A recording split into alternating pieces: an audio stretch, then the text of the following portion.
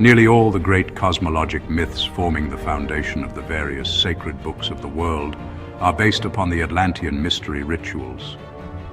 The mythologies of many nations contain accounts of gods who came out of the sea. May it not have been that these demigods of a fabulous age who came out of the sea were Atlantean priests? Before Atlantis sank, its spiritually illumined initiates withdrew from the ill-fated continent. Carrying with them the sacred and secret doctrine, these Atlanteans established themselves in Egypt. From a consideration of all these ancient and secret rituals, it becomes evident that the mystery of the dying god was universal among the illumined and venerated colleges of the sacred teaching. Tammuz, whose annual festival took place just before the summer solstice, died in midsummer. Adonis was born at midnight of the 24th of December. And through his unhappy death, a mystery rite was established that wrought the salvation of his people.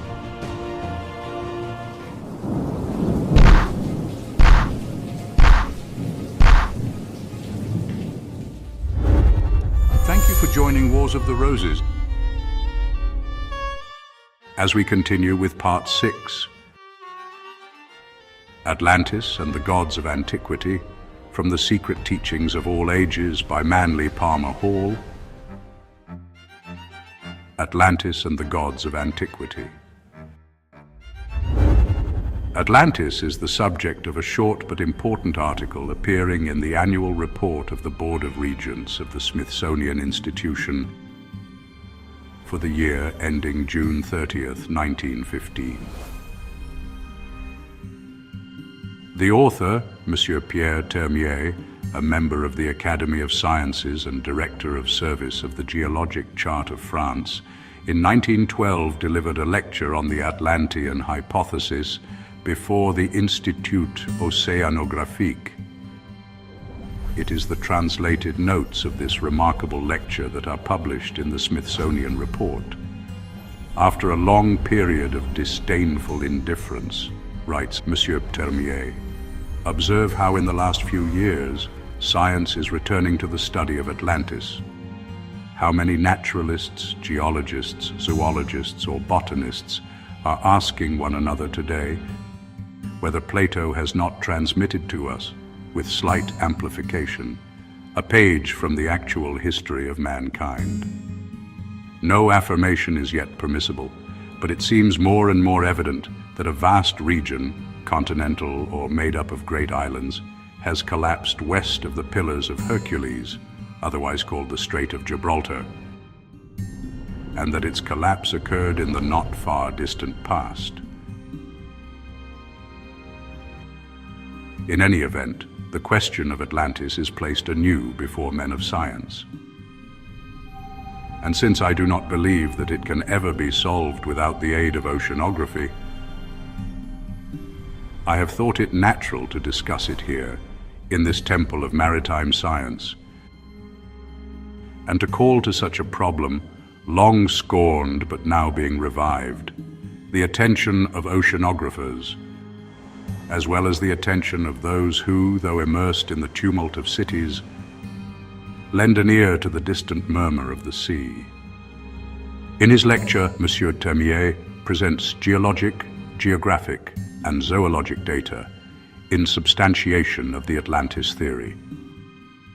Figuratively draining the entire bed of the Atlantic Ocean, he considers the inequalities of its basin and cites locations on a line from the Azores to Iceland, where dredging has brought lava to the surface from a depth of 3,000 meters. The volcanic nature of the islands now existing in the Atlantic Ocean corroborates Plato's statement that the Atlantean continent was destroyed by volcanic cataclysms. Monsieur Termier also advances the conclusions of a young French zoologist, Monsieur Louis Germain, who admitted the existence of an Atlantic continent connected with the Iberian Peninsula and with Mauritania, and prolonged toward the south so as to include some regions of desert climate. Monsieur Termier concludes his lecture with a graphic picture of the engulfment of that continent.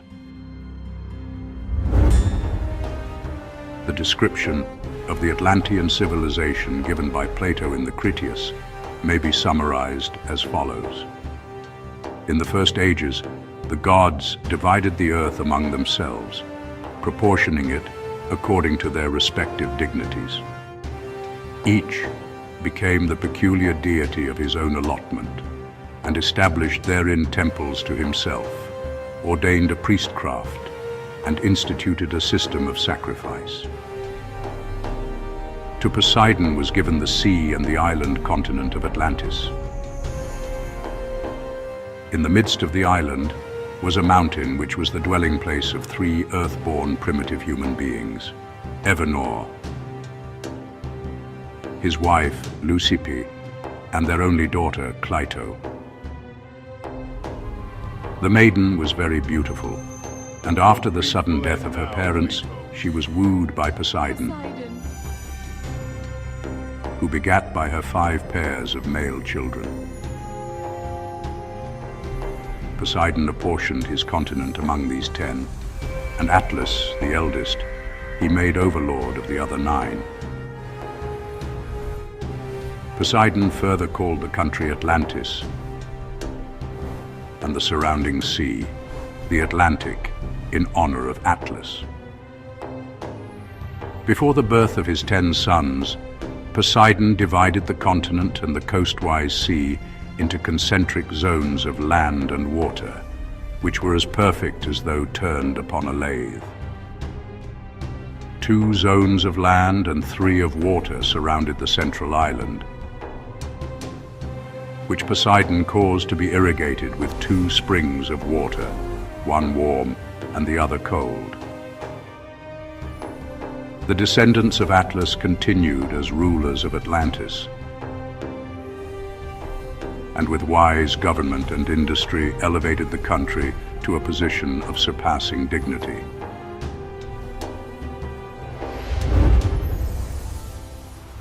The natural resources of Atlantis were apparently limitless. Precious metals were mined, wild animals domesticated, and perfumes distilled from its fragrant flowers. While enjoying the abundance natural to their semi-tropic location, the Atlanteans employed themselves also in the erection of palaces, temples, and docks. They bridged the zones of sea and later dug a deep canal to connect the outer ocean with the central island, where stood the palaces and temple of Poseidon, which excelled all other structures in magnificence. A network of bridges and canals was created by the Atlanteans to unite the various parts of their kingdom. Plato then describes the white, black, and red stones which they quarried from beneath their continent and used in the construction of public buildings and docks. They circumscribed each of the land zones with a wall, the outer wall being covered with brass, the middle with tin,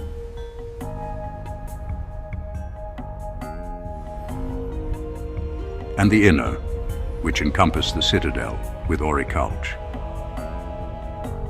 The citadel on the central island contained the palaces, temples, and other public buildings.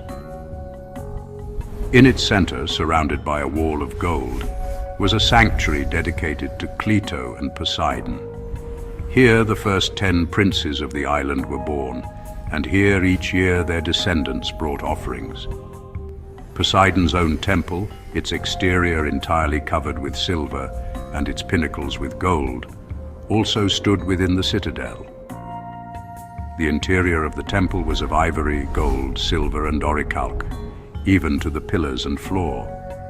The temple contained a colossal statue of Poseidon standing in a chariot, drawn by 6 winged horses.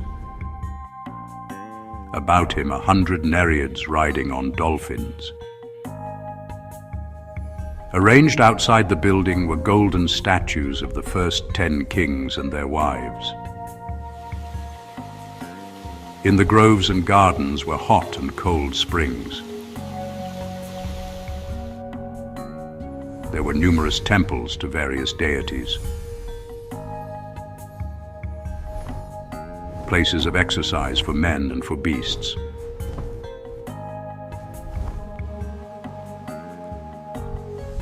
public baths, and a great race course for horses. At various vantage points on the zones were fortifications, and to the great harbor came vessels from every maritime nation. The zones were so thickly populated that the sound of human voices was ever in the air.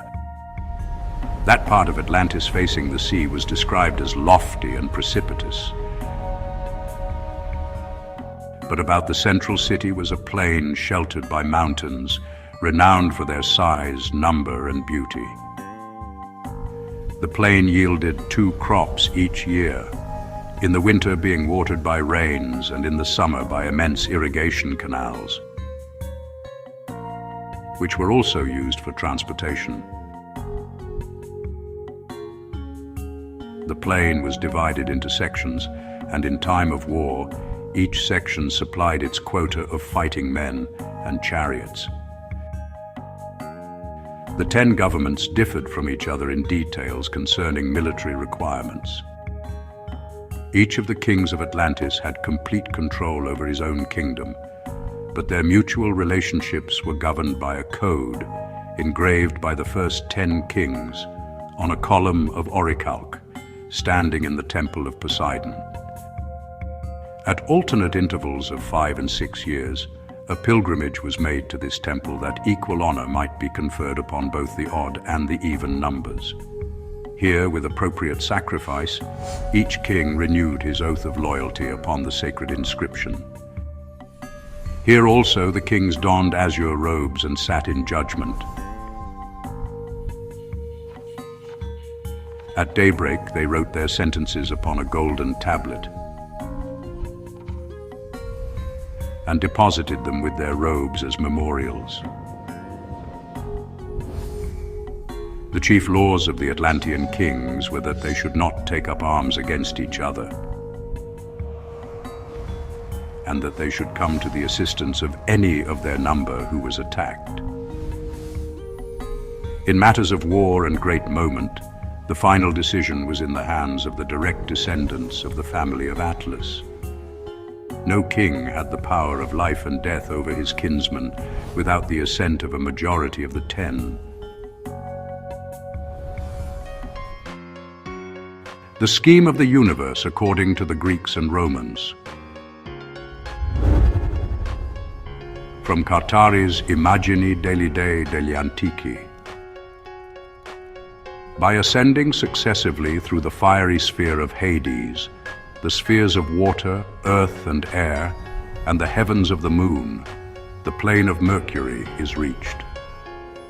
Above Mercury are the planes of Venus, the Sun, Mars, Jupiter, and Saturn, the latter containing the symbols of the zodiacal constellations.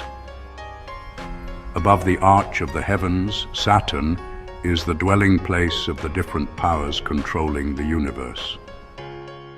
The Supreme Council of the Gods is composed of 12 deities, 6 male and 6 female, which correspond to the positive and negative signs of the zodiac. The 6 gods are Jupiter, Vulcan, Apollo, Mars, Neptune, and Mercury. The 6 goddesses are Juno, Ceres, Vesta, Minerva, Venus, and Diana. Jupiter rides his eagle as the symbol of his sovereignty over the world, and Juno is seated upon a peacock, the proper symbol of her haughtiness and glory.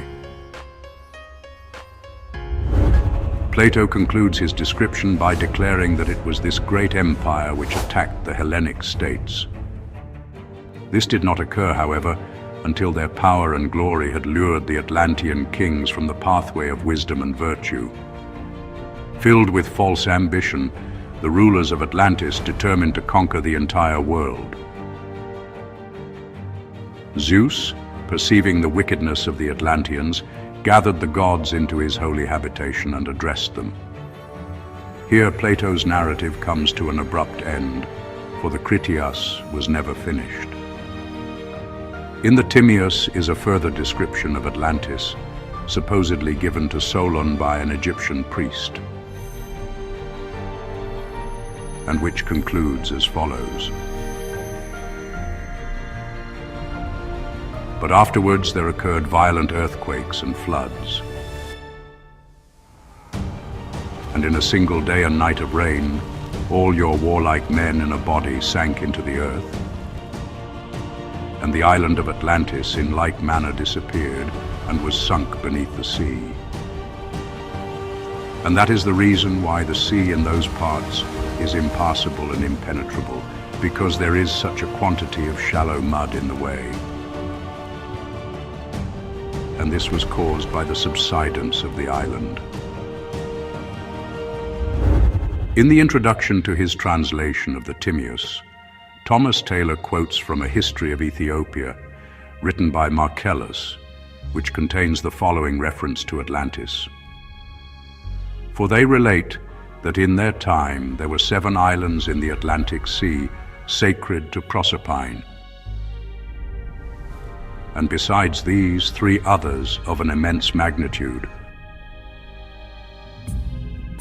one of which was sacred to Pluto, another to Ammon, and another, which is the middle of these and is of 1,000 stadia, to Neptune. Crantor, commenting upon Plato, asserted that the Egyptian priests declared the story of Atlantis to be written upon pillars which were still preserved circa 300 BC, see beginnings or glimpses of vanished civilizations. Ignatius Donnelly, who gave the subject of Atlantis profound study, believed that horses were first domesticated by the Atlanteans, for which reason they have always been considered peculiarly sacred to Poseidon. See Atlantis. From a careful consideration of Plato's description of Atlantis, it is evident that the story should not be regarded as wholly historical, but rather as both allegorical and historical.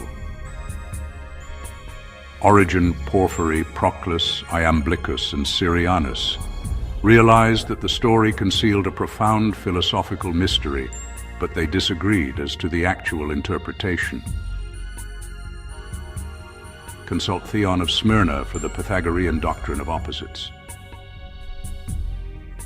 Plato's Atlantis symbolizes the threefold nature of both the universe and the human body. The 10 kings of Atlantis are the tetractes, or numbers, which are born as 5 pairs of opposites. The numbers 1 to 10 rule every creature, and the numbers in turn are under the control of the monad, or 1, the eldest among them. With the trident scepter of Poseidon, these kings held sway over the inhabitants of the 7 small and 3 great islands comprising Atlantis. Philosophically, the 10 islands symbolize the triune powers of the superior deity and the 7 regents who bow before his eternal throne. If Atlantis be considered as the archetypal sphere, then its immersion signifies the descent of rational, organized consciousness into the illusionary, impermanent realm of irrational, mortal ignorance. Both the sinking of Atlantis and the biblical story of the fall of man signifies spiritual involution, a prerequisite to conscious evolution. Either the initiated Plato used the Atlantis allegory to achieve 2 widely different ends, or else the accounts preserved by the Egyptian priests were tampered with to perpetuate the secret doctrine. This does not mean to imply that Atlantis is purely mythological, but it overcomes the most serious obstacle to acceptance of the Atlantis theory, namely, the fantastic accounts of its origin, size, appearance, and date of destruction, 9600 BC. In the midst of the central island of Atlantis was a lofty mountain which cast a shadow 5,000 stadia in extent, and whose summit touched the sphere of Aether. This is the axle mountain of the world, sacred among many races and symbolic of the human head, which rises out of the 4 elements of the body. This sacred mountain, upon whose summit stood the temple of the gods, gave rise to the stories of Olympus, Meru, and Asgard. The city of the Golden Gates, the capital of Atlantis, is the one now preserved among numerous religions as the City of the Gods, or the Holy City. Here is the archetype of the New Jerusalem, with its streets paved with gold, and its 12 gates shining with precious stones. The history of Atlantis, writes Ignatius Donnelly, is the key of the Greek mythology.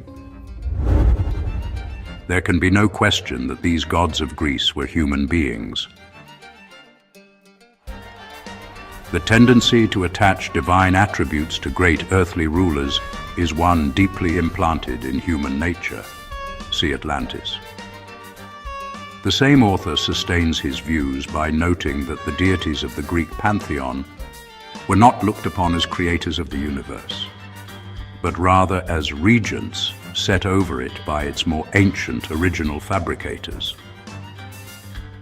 The Garden of Eden, from which humanity was driven by a flaming sword, is perhaps an allusion to the earthly paradise supposedly located west of the Pillars of Hercules and destroyed by volcanic cataclysms. The deluge legend may be traced also to the Atlantean inundation, during which a world was destroyed by water. Was the religious, philosophic, and scientific knowledge possessed by the priestcrafts of antiquity secured from Atlantis, whose submergence obliterated every vestige of its part in the drama of world progress? Atlantean sun worship has been perpetuated in the ritualism and ceremonialism of both Christianity and pagandom. Both the cross and the serpent were Atlantean emblems of divine wisdom. The divine, Atlantean progenitors of the Mayas and Quiches of Central America coexisted within the green and azure radiance of Gukumats, the plumed serpent. The 6 sky-born sages came into manifestation as centers of light bound together or synthesized by the 7th and chief of their order, the feathered snake. See the Popol Vuh. The title of winged or plumed snake was applied to Quetzalcoatl or Kukulkan, the Central American initiate. The center of the Atlantean wisdom religion was presumably a great pyramidal temple standing on the brow of a plateau rising in the midst of the city of the Golden Gates. From here, the initiate priests of the sacred feather went forth, carrying the keys of universal wisdom to the uttermost parts of the earth. The mythologies of many nations contain accounts of gods who came out of the sea. Certain shamans among the American Indians tell of holy men dressed in birds' feathers and wampum who rose out of the blue waters and instructed them in the arts and crafts. Among the legends of the Chaldeans is that of Oannes, a partly amphibious creature who came out of the sea and taught the savage peoples along the shore to read and write, till the soil, cultivate herbs for healing, study the stars, establish rational forms of government, and become conversant with the sacred mysteries. Among the Mayas, Quetzalcoatl, the savior god, whom some Christian scholars believe to have been St. Thomas, issued from the waters, and after instructing the people in the essentials of civilization, rode out to sea on a magic raft of serpents to escape the wrath of the fierce god of the fiery mirror, Tezcatlipoca. May it not have been that these demigods of a fabulous age, who, Esdras-like, came out of the sea, were Atlantean priests? All that primitive man remembered of the Atlanteans was the glory of their golden ornaments, the transcendency of their wisdom, and the sanctity of their symbols, the cross and the serpent. that they came in ships was soon forgotten. For untutored minds considered even boats as supernatural. Wherever the Atlanteans proselyted, they erected pyramids and temples patterned after the great sanctuary in the city of the Golden Gates. Such is the origin of the pyramids of Egypt, Mexico, and Central America. The mounds in Normandy and Britain, as well as those of the American Indians, are remnants of a similar culture. In the midst of the Atlantean program of world colonization and conversion, the cataclysms which sank Atlantis began. The initiate priests of the sacred feather, who promised to come back to their missionary settlements, never returned. And after the lapse of centuries, tradition preserved only a fantastic account of gods who came from a place where the sea now is. H.P. Blavatsky thus sums up the causes which precipitated the Atlantean disaster. Under the evil insinuations of their demon Thevetat, the Atlantis race became a nation of wicked magicians. In consequence of this, war was declared, the story of which would be too long to narrate. Its substance may be found in the disfigured allegories of the race of Cain, the giants, and that of Noah and his righteous family. The conflict came to an end by the submersion of the Atlantis, which finds its imitation in the stories of the Babylonian and Mosaic flood. The giants and magicians and all flesh died, and every man, all except Sisuthros and Noah, who are substantially identical with the great father of the Thlinkithians in the Popol Vuh, or the sacred book of the Guatemalans, which also tells of his escaping in a large boat, like the Hindu Noah, Vaiswasvata. See Isis Unveiled. From the Atlanteans, the world has received not only the heritage of arts and crafts, philosophies and sciences, ethics and religions, but also the heritage of hate, strife, and perversion. The Atlanteans instigated the First War, and it has been said that all subsequent wars were fought in a fruitless effort to justify the first one and right the wrong which it caused. Before Atlantis sank, its spiritually illumined initiates, who realized that their land was doomed because it had departed from the path of light, withdrew from the ill-fated continent. Carrying with them the sacred and secret doctrine, these Atlanteans established themselves in Egypt, where they became its first divine rulers. Nearly all the great cosmologic myths forming the foundation of the various sacred books of the world are based upon the Atlantean mystery rituals. The myth of the dying god. The myth of Tammuz and Ishtar is one of the earliest examples of the dying god allegory, probably antedating 4000 BC. See Babylonia and Assyria by Lewis Spence. The imperfect condition of the tablets upon which the legends are inscribed makes it impossible to secure more than a fragmentary account of the Tammuz rites. Being the esoteric god of the sun, Tammuz did not occupy a position among the first deities venerated by the Babylonians, who for lack of deeper knowledge looked upon him as a god of agriculture or a vegetation spirit. Originally, he was described as being one of the guardians of the gates of the underworld. Like many other savior gods, he is referred to as a shepherd, or the Lord of the Shepherd Seat. Tammuz occupies the remarkable position of son and husband of Ishtar, the Babylonian and Assyrian mother goddess. Ishtar, to whom the planar Venus was sacred, was the most widely venerated deity of the Babylonian and Assyrian pantheon. She was probably identical with Ashtaroth, Astarte, and Aphrodite.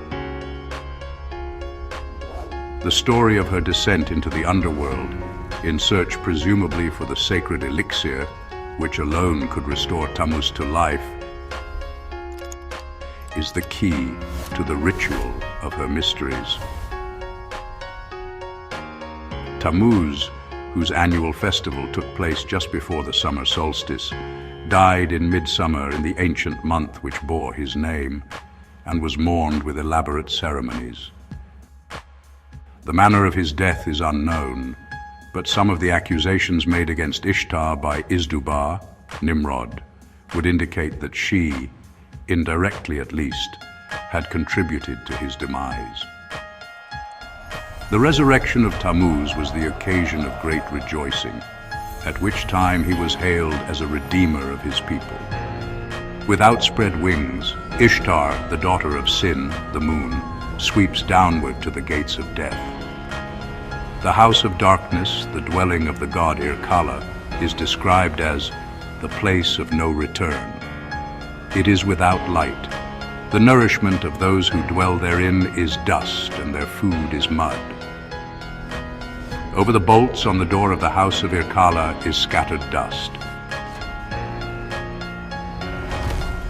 And the keepers of the house are covered with feathers like birds.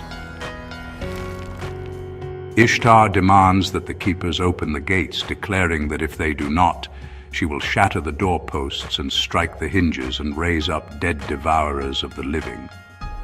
The guardians of the gates beg her to be patient while they go to the Queen of Hades, from whom they secure permission to admit Ishtar, but only in the same manner as all others came to this dreary house. Ishtar thereupon descends through the 7 gates which lead downward into the depths of the underworld. At the first gate, the great crown is removed from her head. At the second gate, the earrings from her ears. At the third gate, the necklace from her neck. At the fourth gate, the ornaments from her breast. At the fifth gate, the girdle from her waist. At the sixth gate, the bracelets from her hands and feet. And at the seventh gate, the covering cloak of her body. Ishtar remonstrates as each successive article of apparel is taken from her. But the guardian tells her that this is the experience of all who enter the somber domain of death. Enraged upon beholding Ishtar, the mistress of Hades inflicts upon her all manner of disease and imprisons her in the underworld. As Ishtar represents the spirit of fertility, her loss prevents the ripening of the crops and the maturing of all life upon the earth. In this respect, the story parallels the legend of Persephone. The gods, realizing that the loss of Ishtar is disorganizing all nature, send a messenger to the underworld and demand her release. The mistress of Hades is forced to comply, and the water of life is poured over Ishtar. Thus, cured of the infirmities inflicted on her, she retraces her way upward through the 7 gates, at each of which she is reinvested with the article of apparel which the guardians had removed. See the Chaldean account of Genesis. No record exists that Ishtar secured the water of life which would have wrought the resurrection of Tammuz. The myth of Ishtar symbolizes the descent of the human spirit through the 7 worlds, or spheres of the sacred planets, until finally, deprived of its spiritual adornments, it incarnates in the physical body, Hades, where the mistress of that body heaps every form of sorrow and misery upon the imprisoned consciousness. The waters of life, the secret doctrine, cure the diseases of ignorance, and the spirit, ascending again to its divine source, regains its God-given adornments as it passes upward through the rings of the planets. Another mystery ritual among the Babylonians and Assyrians was that of Merodach and the dragon. Merodach, the creator of the inferior universe, slays a horrible monster, and out of her body forms the universe. Here is the probable source of the so-called Christian allegory of St. George and the dragon. The mysteries of Adonis, or Adoni, were celebrated annually in many parts of Egypt, Phoenicia, and Byblos. The name Adonis, or Adoni, means Lord, and was a designation applied to the sun, and later borrowed by the Jews as the exoteric name of their god. Smyrna, mother of Adonis, was turned into a tree by the gods, and after a time the bark burst open and the infant Savior issued forth. According to one account, he was liberated by a wild boar, which split the wood of the maternal tree with its tusks. Adonis was born at midnight of the 24th of December. And through his unhappy death, a mystery rite was established that wrought the salvation of his people. In the Jewish month of Tammuz, another name for this deity, he was gored to death by a wild boar sent by the god Mars. The Adoniasmos was the ceremony of lamenting the premature death of the murdered god. In Ezekiel 8:14, it is written that women were weeping for Tammuz, Adonis, at the north gate of the Lord's house in Jerusalem. Sir James George Fraser cites Jerome thus: he tells us that Bethlehem, the traditionary birthplace of the Lord, was shaded by a grove of that still older Syrian lord, Adonis, and that where the infant Jesus had wept, the lover of Venus was bewailed. See the golden bough. The effigy of a wild boar is said to have been set over one of the gates of Jerusalem in honor of Adonis, and his rites celebrated in the grotto of the Nativity at Bethlehem. Adonis as the Gored or God-man is one of the keys to Sir Francis Bacon's use of the wild boar in his cryptic symbolism. Adonis was originally an androgynous deity who represented the solar power which in the winter was destroyed by the evil principle of cold, the boar. After 3 days, months, in the tomb, Adonis rose triumphant on the 25th day of March. Amidst the acclamation of his priests and followers, he is risen. Adonis was born out of a myrrh tree. Myrrh, the symbol of death because of its connection with the process of embalming, was one of the gifts brought by the 3 Magi to the manger of Jesus. In the mysteries of Adonis, the neophyte passed through the symbolic death of the god, and, raised by the priests, entered into the blessed state of redemption made possible by the sufferings of Adonis. Nearly all authors believe Adonis to have been originally a vegetation god directly connected with the growth and maturing of flowers and fruits. In support of this viewpoint, they describe the gardens of Adonis, which were small baskets of earth in which seeds were planted and nurtured for a period of 8 days. When those plants prematurely died for lack of sufficient earth, they were considered emblematic of the murdered Adonis, and were usually cast into the sea with images of the god. Hieroglyphical representation of Jupiter or Pan. The following labels identify the various parts of the figure. A ruddy face, the power of heat in the world. B, the power of the heavenly rays upon sublunary nature. C, masculine elements. D, the power of the periodic return of the year and of all its revolutions. E, everything is maintained by its virility. F, the power in the firmament or the sphere of the fixed stars. G, earth, the feminine element, bristling with plants, seeds, and trees. H, aquae et liquoris fons, elementum femininum, rigatione fecundans terram. I, fields, crops, and various forms of vegetable life. K, the harmonies of the 7 planets. L, The mountains show rough and uneven places. M, the power of fecundity. N, the firm foundation. O, the force of the winds and their speed when agitated.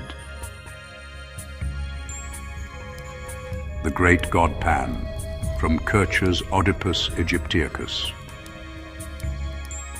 The great Pan was celebrated as the author and director of the sacred dances, which he is supposed to have instituted to symbolize the circumambulations of the heavenly bodies.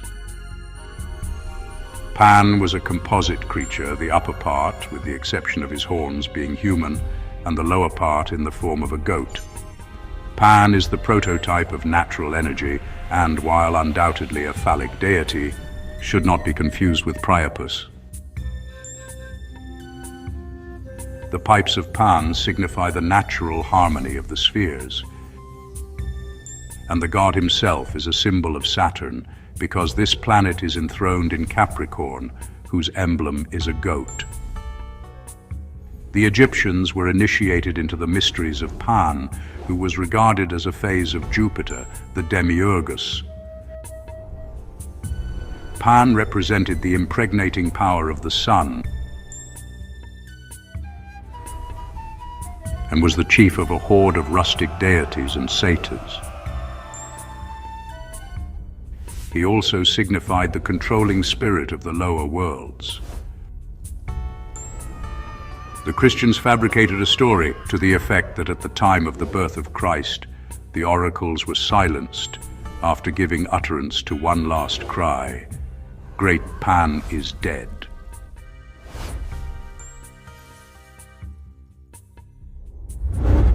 In Phrygia, there existed a remarkable school of religious philosophy, which centered around the life and untimely fate of another savior god, known as Atys, or Atys, by many considered synonymous with Adonis. This deity was born at midnight on the 24th day of December. Of his death there are two accounts. In one, he was gored to death like Adonis. In the other, he emasculated himself under a pine tree and there died. His body was taken to a cave by the great mother, Cybele, where it remained through the ages without decaying. To the rites of Atys, the modern world is indebted for the symbolism of the Christmas tree. Atys imparted his immortality to the tree beneath which he died, and Cybele took the tree with her when she removed the body. Atys remained 3 days in the tomb, rose upon a date corresponding with Easter morn, and by this resurrection overcame death for all who were initiated into his mysteries. In the mysteries of the Phrygians, says Julius Firmicus, which are called those of the mother of the gods, every year a pine tree is cut down, and in the inside of the tree, the image of a youth is tied in. In the mysteries of Isis, the trunk of a pine tree is cut. The middle of the trunk is nicely hollowed out. The idol of Osiris, made from those hollowed pieces, is buried. In the mysteries of Proserpine, a tree cut is put together into the effigy and form of the Virgin, and when it has been carried within the city, it is mourned 40 nights. But the 40th night it is burned, seesawed, the mysteries of Adonai. The mysteries of Atys included a sacramental meal during which the neophyte ate out of a drum and drank from a cymbal. After being baptized by the blood of a bull, the new initiate was fed entirely on milk to symbolize that he was still a philosophical infant, having but recently been born out of the sphere of materiality. See phrases, the golden bough. Is there a possible connection between this lacteal diet prescribed by the Attic rite and St. Paul's allusion to the food for spiritual babes? Sallust gives a key to the esoteric interpretation of the Attic rituals. Cybele, the Great Mother, signifies the vivifying powers of the universe, and Atys, that aspect of the spiritual intellect which is suspended between the divine and animal spheres. The mother of the gods, loving Atys, gave him a starry hat, signifying celestial powers. But Atys, mankind, falling in love with a nymph, symbolic of the lower animal propensities, forfeited his divinity and lost his creative powers. It is thus evident that Atys represents the human consciousness, and that his mysteries are concerned with the reattainment of the starry hat. See Sallust on the gods and the world. The rites of Sabazius were very similar to those of Bacchus, and it is generally believed that the two deities are identical. Bacchus was born at Sabazius, or Sabaoth, and these names are frequently assigned to him. The Sabazian mysteries were performed at night, and the ritual included the drawing of a live snake across the breast of the candidate. Clement of Alexandria writes, "The token of the Sabazian mysteries to the initiated is the deity gliding over the breast." A golden serpent was the symbol of Sabazius, because this deity represented the annual renovation of the world by the solar power. The Jews borrowed the name Sabaoth from these mysteries and adopted it as one of the appellations of their supreme god. During the time the Sabazian mysteries were celebrated in Rome, the cult gained many votaries and later influenced the symbolism of Christianity. The Cabiric mysteries of Samothrace were renowned among the ancients, being next to the Eleusinian in public esteem. Herodotus declares that the Samothracians received their doctrines, especially those concerning Mercury, from the Pelasgians.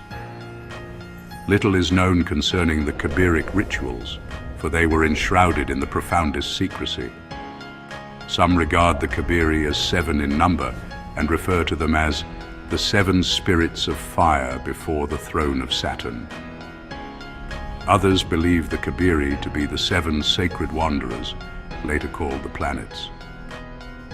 While a vast number of deities are associated with the Samothracian mysteries, the ritualistic drama centers around 4 brothers.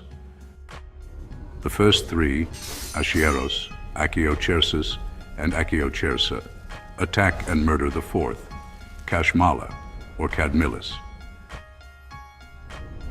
Dionysiodorus, however, identifies Asieros with Demeter, Achiochersus with Pluto, Achiochersa with Persephone, and Kashmala with Hermes. Alexander Wilder notes that in the Samothracian ritual, Cadmilus is made to include the Theban serpent god, Cadmus, the Thoth of Egypt, the Hermes of the Greeks, and the Emeph, or Aesculapius, of the Alexandrians and Phoenicians. Here again is a repetition of the story of Osiris, Bacchus, Adonis, Balder, and Hiram Abiff. The worship of Atys and Cybele was also involved in the Samothracian mysteries. In the rituals of the Cabiri is to be traced a form of pine tree worship, for this tree, sacred to Atys, was first trimmed into the form of a cross, and then cut down in honor of the murdered god, whose body was discovered at its foot.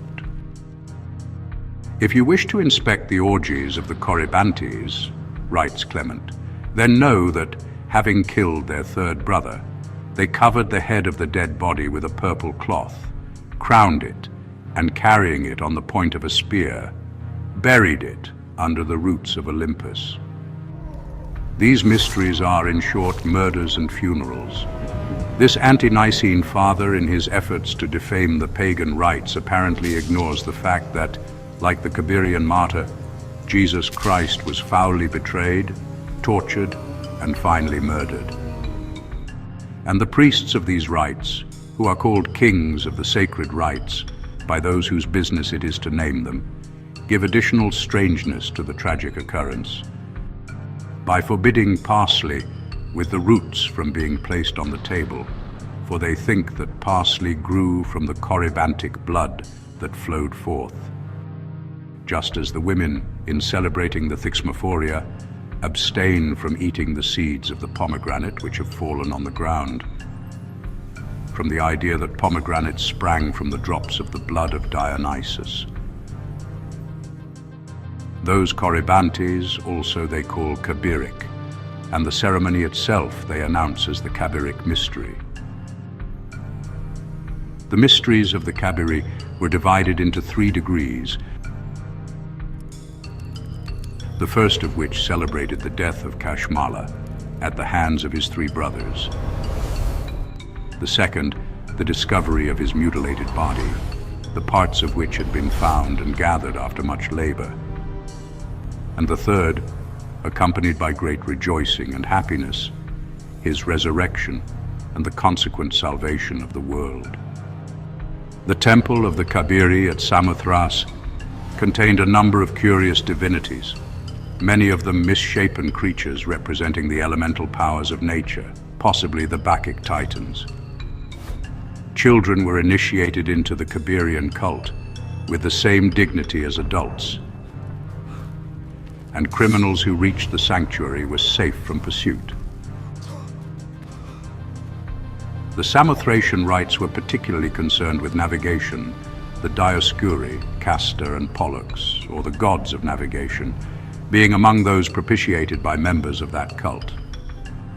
The Argonautic expedition, listening to the advice of Orpheus, stopped at the island of Samothrace for the purpose of having its members initiated into the Cabiric rites.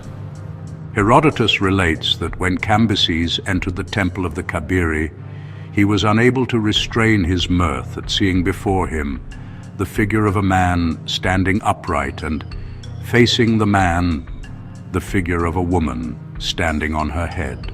Had Cambyses been acquainted with the principles of divine astronomy, he would have realized that he was then in the presence of the key to universal equilibrium.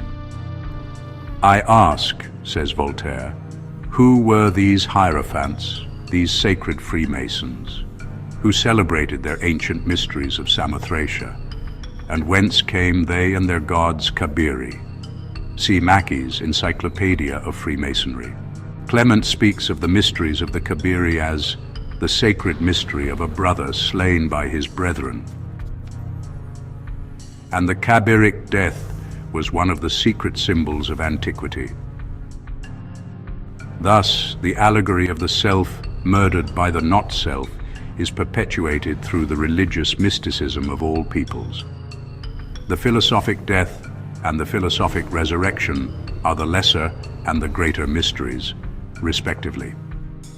A curious aspect of the dying god myth is that of the hanged man. The most important example of this peculiar conception is found in the Odinic rituals, where Odin hangs himself for 9 nights from the branches of the world tree, and upon the same occasion also pierces his own side with the sacred spear. As the result of this great sacrifice, Odin, while suspended over the depths of Niflheim, discovered by meditation the runes or alphabets by which later the records of his people were preserved. Because of this remarkable experience, Odin is sometimes shown seated on a gallows tree,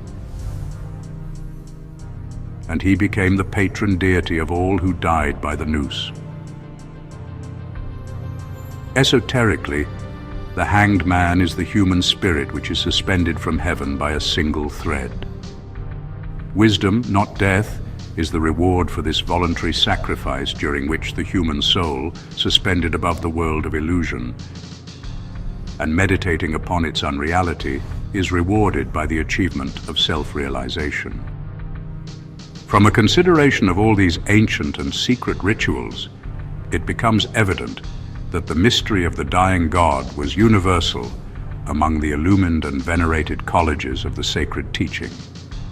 This mystery has been perpetuated in Christianity in the crucifixion and death of the God-man Jesus the Christ. The secret import of this world tragedy and the universal martyr must be rediscovered if Christianity is to reach the heights attained by the pagans in the days of their philosophic supremacy. The myth of the dying god is the key to both universal and individual redemption and regeneration. And those who do not comprehend the true nature of this supreme allegory are not privileged to consider themselves either wise or truly religious. Thank you for watching, and please don't forget to share, like, subscribe, and comment. And if you can, please consider donating to Wars of the Roses. Links to PayPal and Patreon are in the description. Thank you so very much.